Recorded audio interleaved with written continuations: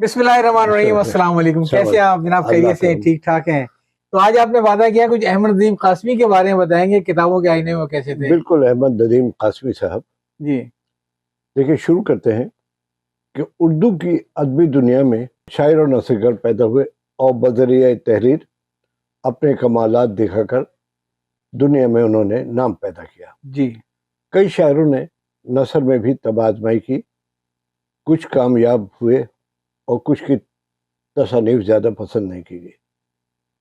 جوش ملیح آبادی نے اپنی سوانح یادوں کی برات تحریر کی، لیکن اکثر نے اسے فحش نگاری کا مرقع قرار دیا. مشفق خواجہ نے، آپ اس سے اتفاق کرتے ہیں؟ میں اس سے 100% اتفاق کرتا ہوں. چلیے پھر آگے چلیے. مشفق خواجہ نے تو اس پر ایک کتابچہ بھی لکھا ہے 40-50 پیج کا. جی جی بڑی تنقید کی ہے کہ دوسروں کی بہو بیٹیوں کے ساتھ اپنے ناجائز تعلقات کو انہوں نے جی کی تشہیر کی ہے، اور یہ اس کی تفصیل جو انہوں نے کیا کی تھی اس کو یہاں بیان کرنا ضروری نہیں ہے. احسان دانش نے اپنی سوانح لکھی جہان دانش، بلا شبہ یہ اردو کی بہترین سوانح میں ہے، لیکن اس کے علاوہ ان کی کوئی نثری تحریر منظر عام پہ نہیں آئی. عطا جعفری کی یادداشتیں جو رہی سو بے خبری رہی، وہ ایک اہم تصنیف ہے اور ایک پائے کی سوانح ہے. کم سنی سے لے کر عمر کے آخری حصے تک کا احاطہ کیا ہے. ریڈیو کے حمید نسیم کی سوانح ناممکن کی جستجو اعلیٰ تصنیف ہے. شورش کاشمیری کی نثر اور تقریر بہت مضبوط تھی، لیکن ان کی شاعری زیادہ تر واقعات پر مبنی تھی، حالات حاضرہ، اور واقعات کچھ عرصے گزرنے کے بعد وہ شاعری قصہ پارینہ ہو جاتی ہے. لیکن اس میں کچھ مستثنیات ہوتی ہے، جیسے کہ فیض کی نظم ہے ڈھاکہ سے واپسی پر، جو نے ہم کے ٹھہرے اجنبی اتنی ملاقاتوں کے بعد. ہاں یہ اچھا. اوپر دی ہوئی ہم نے جن شخصیت کا ذکر کیا ہے ان کا ایک ہی ہدف رہا شاعری، احمد ندیم قاسمی صاحب کا. لیکن اردو ادب میں ایک ہی شخصیت ہے جی جس سے شاعری اور نثر دونوں میں یکساں مہارت رہی. جی بالکل، اس میں کوئی شک مہارت رہی. قاسمی صاحب کے متعلق یہ فیصلہ کرنا مشکل ہے کہ وہ شاعر اچھے تھے یا افسانہ نگار اچھے تھے. دونوں اصناف میں انہوں نے اعلیٰ ادب تخلیق کیا اور لوگوں نے اسے مانا بھی. جی بالکل. مختصر عرصے کے لیے اخبارات کے کالم بھی لکھے اور چند 2-4 فلموں کے مکالمے بھی لکھے، لیکن وہی بقول فیض ہم جہاں پہنچے کامیاب آئے. اب ہم ان کے متعلق زندگی کی وہ تفصیلات بیان کرتے ہیں جو ان کی صاحبزادی ناہید قاسمی نے تحریر کی. اچھا. اور ظاہر ہے بیٹی سے بڑھ کر مستند اور کون ہو سکتا ہے. اپنے نام کی وجہ تسمیہ وہ یہ بتاتے ہیں کہ میرا شعر میں کہ یہ فقط میرا تخلص ہی نہیں ہے کہ ندیم، یہ فقط میرا تخلص ہی نہیں ہے کہ ندیم، میرے کردار کا کردار ہے اور نام کا نام. واہ، میرے کردار کا کردار ہے ندیم میرا کردار بھی میرا نام بھی ہے. کیا بات ہے، کیا بات. اصل نام ان کا تھا احمد شاہ جی، اور ادبی نام ہے احمد ندیم قاسمی. یہ وہ آرٹس کونسل کے صدر تو نہیں ہے احمد شاہ؟ وہ احمد شاہ یہ تو 2006 میں انتقال کر گئے تھے. اپنے پردادا محمد قاسم کی رعایت سے انہوں نے قاسمی کا اضافہ کیا. اچھا اچھا اچھا. قبیلہ عوان، تخلص ندیم. صحیح. تاریخ ولادت 20 نومبر 1916. صحیح. جائے پیدائش انگا، یعنی وادی سون یہ سیکر سکسر یعنی خوشاب کے قریب کی کوئی جگہ ہے. اور تاریخ وفات 10 جولائی 2006. سون سکسر، یعنی یہ تقریباً 80 سال کی زندگی ہے. ان کے آباء اجداد عرب سے ایران، پھر افغانستان، وہاں سے ملتان میں قیام کیا. جی جی. تبلیغ کے لیے خوشاب وادی سون سکسیر میں آئے اور انگا کو آباد کیا. آبائی پیشہ دینی تعلیم و تدریس اور کھیتی باڑی تھا. والد پیر غلام نبی عرف نبی چنچن کا انتقال چنچن، ہاں اچھا کا یوم وفات 1924 ہے، اچھا، یعنی بہت کم عمری میں انتقال ہو گیا. اور والدہ غلام بی بی کی وفات 1956 میں ہوئی. اس تفصیل سے پتہ چلتا ہے کہ والد کے انتقال کے وقت ان کی عمر صرف 8 سال تھی. والد کی وفات کے بعد مزید تعلیم و تربیت کے لیے اپنے چچا پیر حیدر شاہ کے پاس کیمبل پور اٹک کے پاس جو ہے وہاں آ گئے. شادی 6 جولائی 1948 کو قریبی عزیزوں میں انجام پائی. اہلیہ رابعہ ندیم 1992 میں 1992 میں رخت سفر باندھ گئی. اولاد میں 2 بیٹیاں جن میں سے ایک ناہید قاسمی، ڈاکٹر ناہید قاسمی. جی جی، اب یہ نہیں معلوم کہ وہ کس فیلڈ کے ڈاکٹر تھی، ہومیوپیتھی کے ڈاکٹر تھی، پی ایچ ڈی ڈاکٹر تھی. لیکن لگتا ہے وہ بھی شعر و ادب کی تھے. اچھا اچھا اچھا. دوسری ہے نشاط خالد، اب بیٹا ہے نعمان قاسمی. ان میں بھی کوئی ادبی ذوق ہے نشاط خالد وغیرہ میں، یہ معروف ادیب شاید؟ ناہید قاسمی میں ہے. جی صحیح ہے. اس نے بہت ساری کتابیں مرتب کی ہیں والد کی. مختلف شہروں میں تعلیم حاصل کی. بی اے پنجاب یونیورسٹی سے کیا. ملازمتیں کئی کی جن میں چند سال ایکسائز سب انسپیکٹر بھی رہے. اچھا. اس ملازمت پر کرشن چندر نے طنزیہ فقرہ لکھا، بیکاری سے آبکاری تک. آبکاری تک، ہاں وہ محکمہ آبکاری ہوتا تھا نا، محصول آبکاری. اچھا، دیگر تفصیل مزاج تفصیل بیان کرنا بڑا مشکل ہے، لمبا ہو جائے گا. یہ بھی بتا دیں کہ 1946 سے 48 تک ریڈیو پشاور میں اسکرپٹ رائٹر رہے. ریڈیو پاکستان اس وقت کو اس لیے نہیں کہہ سکتے کہ اس وقت پاکستان بنا نہیں تھا، ریڈیو پشاور تھا. 77-78 کے دوران بزم اقبال کے سیکرٹری رہے.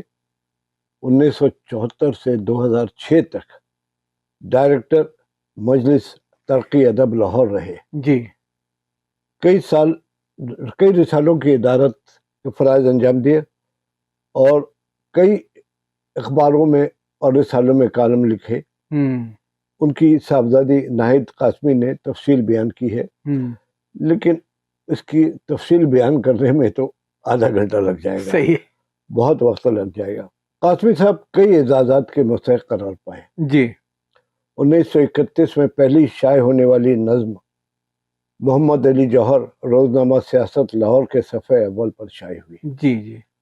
1935 میں شائع ہونے والے افسانے کالا کوٹ، 1936 میں بدنصیب بتراش اور 1937 میں بے گناہ جو رسالہ رومان لاہور میں شائع ہوئے. گولڈن جبلی کے موقع پر شائع ہوئے.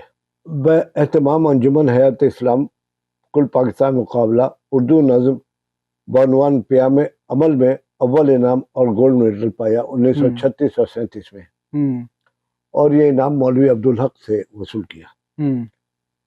14 اگست کو 1947 کی درمیانی رات کو 12 بجے ریڈیو پاکستان پشاور سے اعلان آزادی کے موقع پر ان کے 3 قومی نغمے اور ملی ترانے نشر ہوئے. صحیح. ان میں سے ایک قومی ترانہ تھا پاکستان بنانے والے پاکستان مبارک ہو. پاکستان بنانے والے پاکستان مبارک ہو. بہت. انجمن ترقی پسند کے پہلے پنجاب پھر پاکستان کے جنرل سیکرٹری رہے. 1976 اور 79 سے ان کے مجموعے دشت وفا، محیط اور دوام پر آدم جی ادبی ایوارڈ ملے. صحیح. 1968 میں پرائڈ آف پرفارمنس، 1980 میں ستارے امتیاز اور 1999 میں نشان امتیاز ملے. کافی اعزازات مل گئے.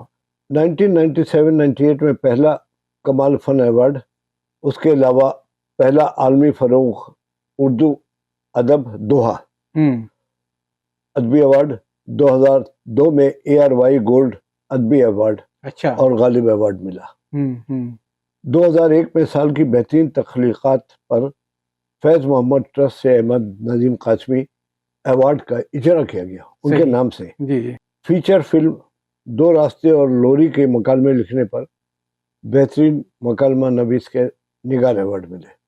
ایک لوری فلم تھی جو حمایت علی شاعر نے جی بنائی جی تھی، جی، یاد ہے؟ ہاں یہ ندیم کی شعری اور افسانوی نثری خدمات ملکی اور غیر ملکی جامعات میں مختلف پی ایچ ڈی پر جی مقالے جی لکھے جی، گئے ہیں۔ ہاں ہاں قاسمی صاحب کی شخصیت پر اور فن پر اسلام امجد نے دستاویزی فلم بعنوان Ahmad Nazeem Qasmi tribute to a living legend بنائی، جو بہت مقبول ہوئی۔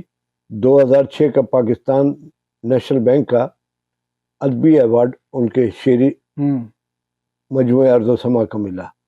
ہیوج ہل بھارت میں منعقدہ بین الاقوامی یوم کتاب پر قاسمی صاحب کی کتابیاں جلیبیاں کو محکمہ ڈاک نے ندیم یادگاری ٹکٹ دی۔